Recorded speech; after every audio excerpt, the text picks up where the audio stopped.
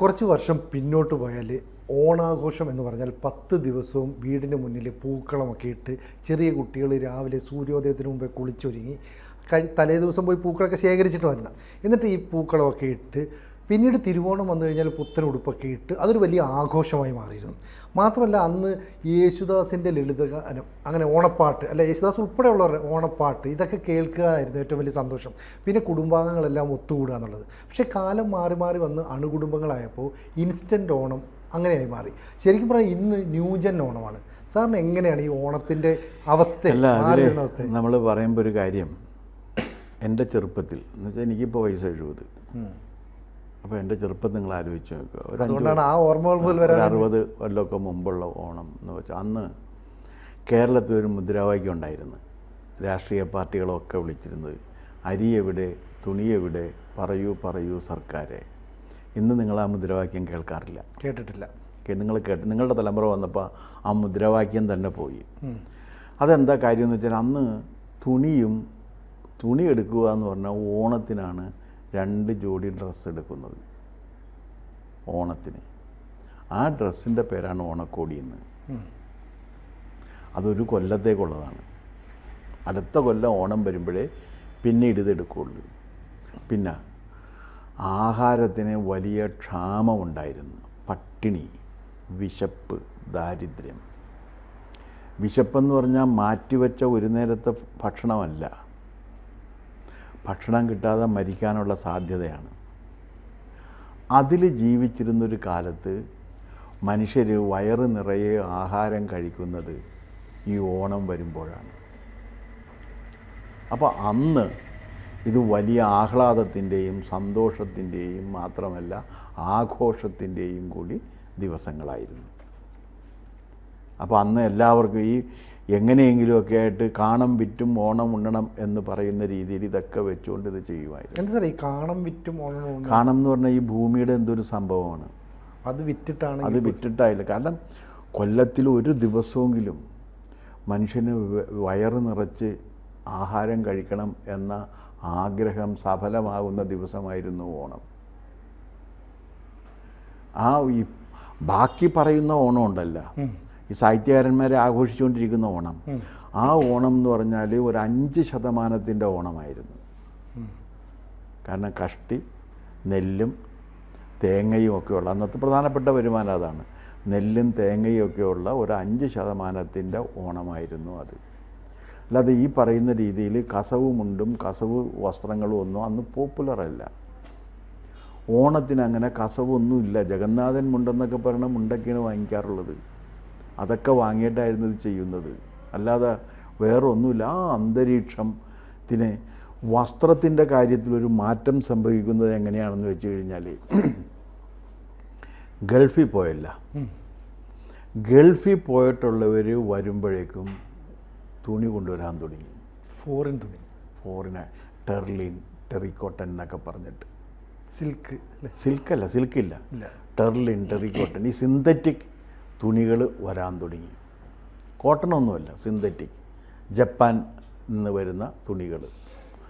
അത് വന്ന് തുടങ്ങി കഴിഞ്ഞപ്പോഴൊക്കെ എന്താണെന്ന് വെച്ച് കഴിഞ്ഞാൽ എല്ലാവർക്കും ഇത് കിട്ടിത്തുടങ്ങി. വരുമ്പോഴേ ഒരു ഗൾഫുകാരൻ വരുമ്പോൾ ആ പ്രദേശത്തുള്ളവർക്കൊക്കെ ഇത് 2-3 ഷർട്ടും ബാക്കി കാര്യങ്ങളൊക്കെ ആയി തുടങ്ങി. അന്നൊരു 3 ഷർട്ടൊക്കെ കിട്ടുക എന്ന് പറഞ്ഞാൽ വലിയ കാര്യമായിരുന്നു. അതിങ്ങനെ ക്രമേണ വന്ന് ഇന്നിപ്പോഴെന്താണെന്ന് വെച്ചാൽ എല്ലാ ദിവസവും നിങ്ങൾ ഓണത്തിന് കഴിക്കുന്നതിനേക്കാൾ സമൃദ്ധമായ ഭക്ഷണമാണ് ബാക്കി ദിവസങ്ങളിൽ കഴിക്കുന്നത്. അപ്പോൾ എല്ലാ ദിവസവും ഓണമായി. ഓണത്തിന് ലഭിക്കുന്ന ഭക്ഷണത്തിന് സവിശേഷത ഇല്ലാതെയായി. ഇനി 2, വസ്ത്രമാണെങ്കിൽ വസ്ത്രം ഇപ്പോൾ ഓരോരുത്തർക്ക് എത്രയാണുള്ളത്? ഏത് ചെറിയ ജോലി ചെയ്യുന്ന ഒരാൾക്കും വസ്ത്രം ധാരാളമായി. അപ്പോൾ പുതിയ വസ്ത്രം ഓണത്തിന് ധരിച്ചു പോവുക എന്ന് പറയുന്നത് മാറി. എല്ലാവർക്കും വസ്ത്രമുണ്ട്, എല്ലാവർക്കും ആഹാരമുണ്ട്, എല്ലാവർക്കും വിവിധ തരത്തിലുള്ള ആഹാരം കിട്ടും. പിന്നെ അത് ഇങ്ങനെ വന്ന് അത് നമ്മുടെ സമൂഹത്തിൽ സംഭവിച്ചൊരു മാറ്റമാണ്. പിന്നെ നേരത്തെ പറഞ്ഞ രീതിയിൽ ഓണക്കളി, ഓണപ്പാട്ട്, ഓണനിലാവ്, ഓണക്കോടി, ഓണനിലാവ്, ഓണപ്പാട്ട്, ഓണത്തല്ല്, ഇങ്ങനെ ഒരുപാടുണ്ടായിരുന്നു. ഓണക്കളി ഉണ്ടായിരുന്നു. നാട്ടിൻപുറങ്ങളിലെല്ലാം വലിയ രീതിയിലുള്ള ഓണക്കളികളാണ്. ആ പ്രദേശത്തുള്ള എല്ലാവരും പങ്കെടുത്ത്, സ്ത്രീ പുരുഷന്മാർ പങ്കെടുക്കുന്നതാണ് ഓണക്കളി. അത് ആ ദിവസം 4 ദിവസത്തെ ഓണമാണ് ഏറ്റവും ഗംഭീരമായിട്ടുള്ളത്. അല്ലാണ്ട് അത്തം 10 ഓണം എന്ന് പറഞ്ഞാൽ 10 ദിവസമൊന്നും ചെയ്യാനായിട്ട് സാധാരണ മനുഷ്യർക്ക് കഴിയില്ലായിരുന്നു. 10 ദിവസവും ചെയ്യാൻ കഴിയുന്ന ഒരു വളരെ 5% പേർക്ക് അതൊക്കെ കഴിയുള്ളായിരുന്നു. ബാക്കിയുള്ള മനുഷ്യർക്ക് ഈ 4 ദിവസമാണ് ഓണം. ആ 4 ദിവസത്തിൽ ഓണത്തിൽ 2 ദിവസമാണ് ആളുകൾ പണിയെടുക്കാതെ, ഈ പണി എടുക്കാതിരിക്കുന്ന ഒരു സംഗതിയുള്ളത്. ബാക്കിയൊക്കെ ആളുകൾക്ക് പണിക്ക് പോകണ്ടേ, അല്ലെങ്കിൽ ജീവിക്കാൻ പറ്റുമോ? ചെറിയ കൂലിയാണ്. ആ ചെറിയ കൂലി കിട്ടിയില്ലെങ്കിൽ ഓണം കഴിയുമ്പോഴേക്കും പട്ടിണി വരും.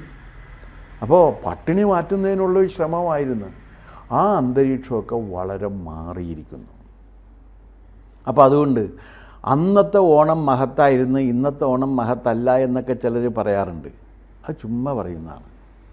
അന്നത്തെ യഥാർത്ഥ ഓണത്തിൻ്റെ കാരണം ഇതാണ്. അപ്പോൾ അന്ന് ഓണത്തിനാണ് പലതരത്തിലുള്ള കറികൾ വെക്കുക, പായസം വെക്കുക, ഇതൊക്കെ വരുന്നത് ഓണത്തിനാണ്. അപ്പോൾ അന്നതൊരു വലിയ, ഇന്നിപ്പോൾ പായസം എവിടെ പോയാലും നിങ്ങൾക്ക് കിട്ടുന്ന സാധനം പായസമാണ്. റോഡ് വക്കിൽ കിട്ടും, റോഡ് വക്കിലും കിട്ടേണ്ട പായസം. അതെല്ലാം വാങ്ങിക്കാൻ ആളുകളുമുണ്ട്.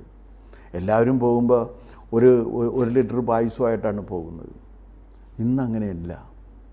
ഇന്ന് അതിൻ്റെ ആവശ്യം, പഴയ രീതിയിലുള്ള ഒരു ഓണാഘോഷത്തിൻ്റെ ആവശ്യം ഇന്നില്ല. അല്ലാതെ ഈ നമ്മുടെ പരിസ്ഥിതി മാറിയിരിക്കുന്നു, നമ്മുടെ സാഹചര്യങ്ങൾ മാറിയിരിക്കുന്നു. ഇന്നിപ്പോൾ ദാരിദ്ര്യം കൊണ്ട് ആർക്കെങ്കിലും മരണം സംഭവിക്കുന്നുണ്ടോ? ഇല്ല. ഇപ്പോൾ എത്രയോ കിലോ അരിയാണ് ഗവൺമെൻറ് കൊടുക്കുന്നത്. അന്ന് അങ്ങനെ അതില്ല. ഇപ്പോൾ പൂക്കളുടെ കച്ചവടം എന്ന് പറഞ്ഞിട്ട് ടൗണിലായിട്ട് വലിയ കച്ചവടമായി. പണ്ട് അങ്ങനെ ആയിരുന്നില്ല, ചെറിയ വട്ടിയൊക്കെ എടുത്തുകൊണ്ട് കുട്ടികൾ പോയി. അല്ലല്ല, അന്ന് എന്താണെന്ന് വെച്ച് കഴിഞ്ഞാൽ അന്ന് ഒരു കാര്യമുണ്ട്, അന്ന് പൂക്കളുണ്ടായിരുന്നു. ഇന്ന് പൂക്കളുണ്ടോ? തുമ്പപ്പൂ എന്ന് പറഞ്ഞാൽ അറിയാത്ത കുട്ടികൾ. അല്ല, തുമ്പപ്പൂ ഉണ്ടായിരുന്നു, നന്ദ്യാർ വട്ടം ഉണ്ടായിരുന്നു, തുമ്പപ്പൂ ഉണ്ടായിരുന്നു, മുല്ലപ്പൂ ഉണ്ടായിരുന്നു. ഈ റോസൊന്നും അന്ന് അങ്ങനെ വലിയ പോപ്പുലർ അല്ല. പിന്നെ ഈ മഞ്ഞ, പിന്നെ ഇത് ഇങ്ങനെ പലതരത്തിലുള്ള കോളാമ്പിപ്പൂ, ആ പൂ, ഈ പൂ എന്നൊക്കെ പറഞ്ഞിട്ടുണ്ടായിരുന്നു. അതൊക്കെ എടുത്തിട്ടായിരുന്നു പൂക്കളം. അന്ന് ഇങ്ങനെ ഈ തമിഴ്നാട്ടിൽ കൃഷി ചെയ്ത് പൂക്കൾ വരുന്നൊരു രീതിയില്ല. നമ്മുടെ നാട്ടിൻപുറത്തുള്ള വിഭവങ്ങൾ കൊണ്ടുള്ളൊരു ഓണം വരുന്നത്. അപ്പോൾ അതെന്താണെന്ന് വെച്ചാൽ അതാരും കൊണ്ടുവന്ന് തരില്ല, നമ്മൾ തന്നെ പോയി പറിച്ചുണ്ടാക്കണം. ആ പറിച്ചുണ്ടാക്കാൻ പോകുന്നത് കുട്ടികളാണ്. അവർക്ക് വിശേഷിച്ച് വേറെ കാര്യങ്ങളൊന്നുമില്ല. ഇനി അന്നുണ്ടായിരുന്ന ഈ രീതിയിലുള്ള കളികളും ഈ പിന്നെ വിനോദ ഉപകരണങ്ങളും ഇതിപ്പോൾ ആവശ്യമില്ല. കാരണം വിനോദത്തിന് വേറെ ഒരുപാട് മാർഗങ്ങൾ വന്ന്. അന്ന് ഉണ്ടായിരുന്നെന്ന് വെച്ചാൽ ഇതിന് സാംബശിവൻ്റെ കഥാപ്രസംഗം ഉണ്ടാകും ആകാശവാണിയിൽ ഓണത്തോടനുബന്ധിച്ച്. നാടകോത്സവം ഉണ്ടാകും. നാടകോത്സവം അല്ല, പിന്നെ ഓണത്തോടനുബന്ധിച്ച് 3 ദിവസം ചലച്ചിത്ര ശബ്ദരേഖ ഉണ്ടാകും. പിന്നെ അത് മാത്രമല്ല, ഓണത്തോടനുബന്ധിച്ച് വിവിധ ചലച്ചിത്ര സംഗീതം അവതരിപ്പിക്കപ്പെടും. അന്ന് ഇതൊക്കെ കേൾക്കുക എന്ന് പറഞ്ഞാൽ അത്ര എളുപ്പം. റേഡിയോ ഇല്ലല്ലോ കേൾക്കാനായിട്ട്. ഇത് വല്ല കല്യാണങ്ങളൊക്കെ നടക്കുന്ന സമയത്ത് തെങ്ങിൽ വെക്കുന്ന മൈക്കിലൂടെ പാട്ട് കേൾക്കണം. അല്ലാതെ ഡെയിലി നമുക്ക് പാട്ട് കേൾക്കാൻ പറ്റുന്നില്ല. ഇന്നുള്ള സൗകര്യങ്ങളൊന്നും ഇല്ലാതിരുന്നൊരു കാലത്ത് അവൈലബിളായിരുന്ന സൗകര്യങ്ങളിൽ അഭിരമിച്ചിരുന്നവരാണ്. ഇന്നത് പറ്റ് കാര്യമില്ല. അന്ന് ഈ പാട്ട് ചലച്ചിത്ര ശബ്ദരേഖ അത് കേൾക്കും. 3 എണ്ണം ഉണ്ടാവും ചലച്ചിത്ര ശബ്ദരേഖ. അത് ഏറ്റവും പുതിയ സിനിമകളുടെയൊക്കെയും വരുന്ന. പിന്നെ എല്ലാ ദിവസവും ഇതുണ്ടാകും. പിന്നെ എല്ലാ ദിവസവും രാത്രി 10:30 ശേഷം കഥകളിപ്പദമുണ്ട്. കഥകളിപ്പദം വരുമ്പോൾ എല്ലാവരും ഈ റേഡിയോ ഓഫ് ചെയ്തിട്ട് പോയി കിടന്നുറങ്ങും. അതായിരുന്നു അന്നത്തെ ഒരു രീതി. റേഡിയോ തന്നെ എല്ലായിടത്തും ഇല്ല, ഒരു സ്ഥലത്താണുള്ളത്. അന്ന് റേഡിയോ ഉള്ള വീടുകൾ കാണാൻ പറ്റും. അതെന്താണെന്ന് വെച്ചാൽ ഓടിട്ട വീടിൻ്റെ ഈ മറ്റേതുണ്ടല്ലോ, കോണോട് കോണ് ചേർത്തിട്ട് ഏരിയയിൽ വലിച്ചു കെട്ടിയേക്കും. എന്നാലേ കിട്ടുള്ളൂ. ആ ഏരിയയിൽ വലിച്ചു, എന്നാലും പലതും കിട്ടില്ല. അതിൽ നിന്നൊക്കെ മാറി. ആ മാറ്റത്തിലേക്ക് ഇനി തിരിച്ചു പോകേണ്ട കാര്യവുമില്ല, പോകാനൊട്ട് പറ്റേയില്ല. സാർ അന്ന് ഈ ഗ്രാമവാസികളെല്ലാം കൂടെ ഒത്തുകൂടുന്നു, കുട്ടികളെല്ലാം ഒത്തുകൂടുന്നു, ഈ ഗ്രന്ഥശാലകളുടെ വാർഷികം, ക്ലബ്ബുകളുടെ ഓണാഘോഷ പരിപാടി, നാട്ടിലൊക്കെ ഉറിയടി മത്സരം, ഇതൊക്കെ അന്യം നിന്നു. ഇന്നത്തെ തലമുറയ്ക്ക് അല്ല, അതിൻ്റെ അവർക്ക് വേറെ എൻഗേജ്മെൻറ്റ്സ് ഉണ്ടെന്ന്. നമ്മളെന്തിനാണ് അതൊക്കെ ഇന്നും വേണമെന്ന് പറയണം? അതൊക്കെ ഇന്നും വേണമെന്ന് നമ്മൾ എന്തിനാണ് വാശി പിടിക്കണം? അതല്ലേ ഓണത്തിൻ്റെ ഒരു ഗതകാല സ്മരണ എന്ന് പറയുന്നത്? അല്ല, അങ്ങനെ പറഞ്ഞാൽ എനിക്ക് ഓണത്തെക്കുറിച്ച് നല്ല സ്മരണകളില്ലാത്ത ഒരാളാണ്. ഈ തിരുവോണത്തിൻ്റെ അന്ന് ഒരു നല്ല ദിവസമായിട്ട് എൻ്റെ ഒട്ടും പ്ലസൻ്റ് അല്ലാത്ത ഓണ അനുഭവങ്ങൾ പറഞ്ഞിട്ട് നമ്മുടെ വ്യൂവേഴ്സിനെ വെറുപ്പിക്കേണ്ട കാര്യമില്ല. അതെല്ലാം ഞാനത് പറയുന്നില്ല. നമ്മുടെ പേഴ്സണൽ അനുഭവമാണ് ഞാനീ പറഞ്ഞത്. കാരണം ദാരിദ്ര്യമുള്ളൊരു കാലത്ത് ഓണത്തിനൊന്നും അങ്ങനെ വലിയ പ്രാധാന്യമില്ലടോ. എന്തെങ്കിലുമൊക്കെ ഉണ്ടെങ്കിലല്ലേ പറ്റുള്ളൂ. ഒന്നുമില്ലാതെ ജീവിക്കുന്നൊരു കാലത്ത് ഓണത്തെക്കുറിച്ച് എന്തെങ്കിലും പറയാൻ പറ്റുമോ? പറ്റില്ല. ഓണത്തെക്കുറിച്ച് പറയണമെങ്കിൽ എന്തെങ്കിലും വേണ്ടേ? അങ്ങനെ ഒന്നുമില്ലാതെ ജീവിച്ചിരുന്ന ഒരുപാട് മനുഷ്യരുണ്ടായിരുന്ന ഒരു കാലവും കൂടിയായിരുന്നു അത്. ഇന്നതൊക്കെ മാറി. അതിനുശേഷം പിന്നെ വന്നതെന്ന് വെച്ചാൽ, പിന്നെ ഇടക്കാലത്ത് വന്നത് ഓണം വരുന്ന സമയത്ത് സിനിമയായിരുന്നു. പിന്നീട് ഓണം റിലീസ് 4 സിനിമ 5 സിനിമയൊക്കെയാണ് ഓണത്തിന് റിലീസ് ചെയ്യുന്നത്. മത്സരമാണ്. അതെല്ലാം പോയി ആളുകൾ കാണും. സാർ അതിൻ്റെ ഇടയ്ക്ക് തന്നെ ഈ ഓണപ്പാട്ടുകൾ എന്ന് പറഞ്ഞിട്ട് കുറച്ച് കാസറ്റുകൾ ഇറങ്ങുന്ന ഒരു കാലം, അതൊക്കെ ഇടയ്ക്ക് വരുന്നുണ്ട്. പിന്നെ ഓണം എന്താണ്, അത്തമ്പത്തോണം, അതിന് ഓണത്തിനിടയിൽ പുട്ടുകച്ചവടം, കോമഡി ഷോകൾ, അതൊക്കെ വരുന്നുണ്ട്. അതൊക്കെ ഇങ്ങനെ വരുന്നുണ്ട്. അന്ന് അവർക്കൊക്കെ അന്ന് കോമഡി ഷോ അവതരിപ്പിച്ച് വന്നവർക്കൊക്കെ 50-55 വയസ്സായി ഇപ്പോഴും. അപ്പോൾ ആ കാലം അതായിരുന്നു. അന്നെന്ന് വെച്ചാൽ കാസറ്റായിരുന്നു അത് വന്നിരിക്കുന്നത്. അത് ഗൾഫിൽ നിന്ന് വന്നപ്പോഴേക്കും നാഷണൽ പാനാസോണിക്കൊക്കെ വന്നിട്ട് അതിനകത്ത് കാസറ്റ് വന്നു. അങ്ങനെയൊക്കെയാണ് അത് വരുന്നത്. അത് അവിടെ നിന്ന് ഇങ്ങനെ വന്ന് കഴിഞ്ഞപ്പോഴാണ് ഇതൊക്കെ വരുന്നതും. ഈ കാസറ്റ് കച്ചവടം വന്നു എന്ന് പറഞ്ഞാൽ എന്താ അതിൻ്റെ അർത്ഥം? അത്രയും വീടുകളിൽ ഇത് കേൾക്കാൻ ആവശ്യമായ ഉപകരണം ഉണ്ടായിരുന്നു എന്നാണ്. അതില്ലെങ്കിൽ കാസറ്റ് ആരും വാങ്ങിക്കില്ല. അപ്പോൾ ലക്ഷക്കണക്കിന് കാസറ്റുകൾ വിറ്റുപോയിട്ടുണ്ട്. ആ ലക്ഷക്കണക്കിന് കാസറ്റുകൾ വിറ്റുപോയി എന്ന് പറഞ്ഞാൽ ലക്ഷക്കണക്കിന് വീടുകളിൽ ടേപ്പ് റെക്കോർഡർ എത്തി എന്നാണ് പറഞ്ഞത്. അതൊരു കാലമായിരുന്നു. ഇന്നിപ്പോൾ ആരും ടേപ്പ് റെക്കോർഡർ നോക്കുന്നില്ല. ഇന്നിപ്പോൾ സിനിമ റിലീസ് ചെയ്ത് കഴിഞ്ഞാൽ ആരെങ്കിലും പോകുന്നുണ്ടോ? പോയി. ഇനിയിപ്പോൾ ടി വി പോലും ആളുകൾ കാണുന്നില്ല. വ്യൂവർഷിപ്പിൻ്റെ കാര്യത്തിൽ ടി വിയുടെ ഇത് മാറി. അപ്പോൾ പുതിയ സംവിധാനം വന്ന്, പുതിയ ടെക്നോളജി വന്ന്, അതിനനുസരിച്ചുള്ള മാറ്റങ്ങൾ വന്നു കഴിഞ്ഞപ്പോഴേക്കും സമൃദ്ധിയുണ്ട്. സാർ അതിനപ്പുറത്തേക്ക് മതസൗഹാർദ്ദം കടുത്ത് നിന്നൊരു സമയമുണ്ട്. ഹിന്ദുക്കളുടെ വീട്ടിൽ ഉപ്പേരിയൊക്കെ വറുത്തിട്ട് തൊട്ടയൽപ്പക്കമുള്ള വീട്ടിൽ കൊടുത്തു, ക്രൈസ്തവരുടെ വീട്ടിലേക്ക് കൊടുത്തു, അവരിന്ന് തിരിച്ച് അതൊക്കെ ഇപ്പോഴും കൊടുക്കും. പക്ഷേ ഈ നഗര കേന്ദ്രീകൃതമായ ഒരു ജീവിതത്തിലേക്ക് ആളുകൾ മാറിയപ്പോൾ ഇപ്പോൾ അതിനൊക്കെ സമയമുണ്ടോ? നമ്മൾ ഇൻസ്റ്റൻ്റ് ആയിട്ട് പോയി ഉപ്പേരി മേടിക്കാം, സദ്യ മേടിക്കാം. അല്ല, അന്ന് എന്താണെന്ന് വെച്ചാൽ ഇതൊന്നും കിട്ടാനില്ല. നമ്മൾ ഉണ്ടാക്കിയില്ലെങ്കിൽ കിട്ടില്ല. ഇന്നിപ്പോൾ കിട്ടാനുണ്ട്. അതാണ് കാരണം. ഇപ്പോൾ നമുക്കൊരു 8-10 കറി ഉണ്ടാക്കണമെന്നുണ്ടെങ്കിൽ അത് ഒരാഴ്ചത്തെ ശ്രമത്തിൻ്റെ ഭാഗമായിട്ടാണ് ഇതൊക്കെ ഉണ്ടാകുന്നത്. സ്ത്രീകളെല്ലാം കിടന്ന് കഷ്ടപ്പെട്ട്. ഇപ്പോൾ സ്ത്രീകളൊന്നും അത്രയും കഷ്ടപ്പെടാൻ തയ്യാറല്ല. അപ്പോഴെന്ത് ചെയ്യുമെന്ന് വെച്ചാൽ നമ്മൾ നേരെ അത് ബുക്ക് ചെയ്യും, വീട്ടിൽ കിട്ടും, അത് കഴിക്കും എല്ലാവരും കൂടി ഇരുന്നുകൊണ്ട്. അത് തന്നെ. അപ്പോൾ ഒന്നുകിൽ ഏതെങ്കിലും നല്ലൊരു കേറ്ററിംഗ് ഗ്രൂപ്പ് ഉണ്ടാക്കുന്നത് ഏതാണോ അത് വാങ്ങിയിട്ട് നമ്മൾ കഴിക്കുകയാണ് ചെയ്യുന്നത്. അത് കാലത്തിനനുസരിച്ചുള്ളൊരു മാറ്റമാണ്. അതപ്പോൾ അങ്ങനെയല്ല. ചിലർ എഴുതി, ഈ സാഹിത്യകാരന്മാർക്കായിരുന്നു ഈ സുഖങ്ങൾ വളരെ കലശലായിട്ടുണ്ടായിരുന്നത്. വെളുത്തേടം കൊണ്ടുവന്ന് മറ്റേത് തരും, കൃഷിക്കാരൻ കൊണ്ടുവന്ന് ഈ എന്താണ് അതിൻ്റെ പേര്, വാഴക്കൊല കൊണ്ടുവന്ന് തരും, ചേന കൊണ്ടുവന്ന് വരും. ഇതൊക്കെ ഉണ്ടാക്കാൻ ഇവൻ പോകുന്നില്ലേ? ഇത് ഉണ്ടാക്കുന്നതിനെ കുറിച്ചല്ല. ഇവൻ്റെ തുണി അലക്കി വെളുത്തേടം വരുമ്പോൾ അവന് 1 രൂപ കൊടുക്കുമെന്നാണ് പറയണത്. അതിന് മഹത്തായ കാര്യമായിട്ടാണ് സാഹിത്യകാരന്മാർ എഴുതിയിരുന്നത്. ഇതൊക്കെ പോയല്ലോ എന്നും പറഞ്ഞിട്ടാണ് ഇവർ കിടന്ന് നെഞ്ചത്തടിച്ച് കരഞ്ഞിരുന്നത്. അത് പോട്ടെ, അതിനെന്താ പ്രശ്നം? ഈ ഓണം വരുന്നതിന് തൊട്ട് മുമ്പ് പാടങ്ങളിലൊക്കെ ഇങ്ങനെ സ്വർണ്ണവർണ്ണ നിറമുള്ള നെല്ലൊക്കെ ഇങ്ങനെ കിടക്കുന്നു, അതൊക്കെ ഒന്ന് കാണുന്നു, അത് പോയി കൊയ്യുന്നു. അത് ഇന്നിപ്പോൾ കൊയ്ത്തില്ലല്ലോ സാർ, മൊത്തം മാറിയില്ലേ? നിങ്ങൾ പറയണത് എന്താണ്? നിങ്ങൾ പറയണത്, ഈ സാഹിത്യകാരന്മാർ പറഞ്ഞത് വെളുത്തേടൻ എന്ന് പറഞ്ഞൊരു വിഭാഗം ഉണ്ടാകണം. എന്നിട്ട് അവൻ പോയിട്ട് ഈ തുണിയൊക്കെ ഇവരുടെ കലക്കി വിഴുപ്പക്കലക്കി കൊണ്ടുവന്ന് തിരിച്ചു കൊടുത്തിട്ട് അവൻ വാക്കൈ പൊത്തി നിൽക്കുമ്പോൾ അവന് 1 രൂപ എടുത്തു കൊടുക്കും. ഇത് മാത്താണെന്നാണല്ലോ ഈ പറഞ്ഞു വരുന്നത്. അതെ. അല്ലെങ്കിൽ കൃഷിക്കാരൻ ഇതെല്ലാം കഷ്ടപ്പെട്ട് ഉണ്ടാക്കിയതിന് ശേഷം അവനൂടെ കൊണ്ടുവന്ന് കൊടുക്കുമ്പോൾ അവന് 2 രൂപ കൊടുക്കും. അല്ലെങ്കിൽ അവനെന്താണ്, അവനൊരു തുണി കൊടുക്കും. ഇതൊക്കെ കൊടുത്തിരുന്നു എന്ന് പറയണ ഇതുണ്ടോ. അത് ഒരു ഫ്യൂഡൽ സംസ്കാരത്തിൻ്റെ അവശേഷിപ്പുകൾ ആഘോഷിക്കുന്ന സാഹിത്യകാരന്മാരാണ് ഇത് മഹത്താണെന്ന് പറഞ്ഞിരുന്നത്. ഓണത്തെക്കുറിച്ച് ഏറ്റവും കൂടുതൽ കവിത എഴുതിയിട്ടുള്ള ഒരാൾ പി കുഞ്ഞിരാമൻ നായരാണ്. പി കുഞ്ഞിരാമൻ നായർക്ക് ഓണം വന്നു കഴിഞ്ഞാൽ ഓണനിലാവിനെക്കുറിച്ചും തുമ്പപ്പൂവിനെക്കുറിച്ചും പുളകം കൊള്ളുക തുമ്പപ്പൂവേ പൂക്കളിൽ നീയേ ഭാഗ്യവതി എന്നുള്ളതിനെക്കുറിച്ചും പിന്നെ കുട്ടികളുടെ ഓണസദ്യ എന്നുള്ളൊരു കവിതയൊക്കെ ഇങ്ങനെ കവിതകൾ ഉണ്ടായിരുന്നു. പിന്നെ അക്കാലത്തെന്ന് പറഞ്ഞാൽ സാഹിത്യകാരന്മാർക്കും ജീവിക്കാൻ ഓണാഘോഷിക്കാൻ കാശ് കിട്ടിയിരുന്ന ഓണപ്പതിപ്പായിരുന്നു.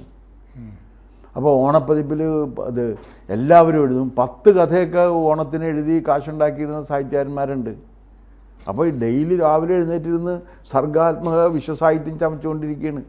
എന്ത് വിശ്വസാഹിത്യം?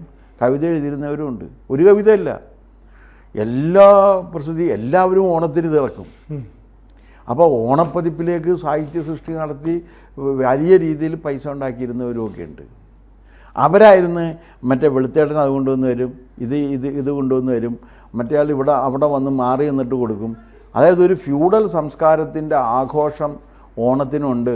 ആ ഫ്യൂഡൽ സംസ്കാരം നഷ്ടപ്പെട്ടു പോകരുത് എന്നാണ് ഈ വിപ്ലവകാരികളൊക്കെ പറഞ്ഞുകൊണ്ടിരുന്നത്. പക്ഷെ അവരങ്ങനെ പറയുന്നെങ്കിലും വായനയെ സ്നേഹിച്ച ഒരു വലിയ സമൂഹം ഉണ്ടായിരുന്നല്ലോ. പക്ഷേ ഇപ്പോൾ ആളുകൾക്ക് വായിക്കാൻ സമയം കിട്ടുന്നില്ലല്ലോ, കയ്യിൽ മൊബൈൽ. അങ്ങനെയല്ല, നിങ്ങളൊരു കാര്യം പറയേണ്ടത്, വായനക്കാർ ഈ ജനറൽ റീഡേഴ്സ് ഇല്ല.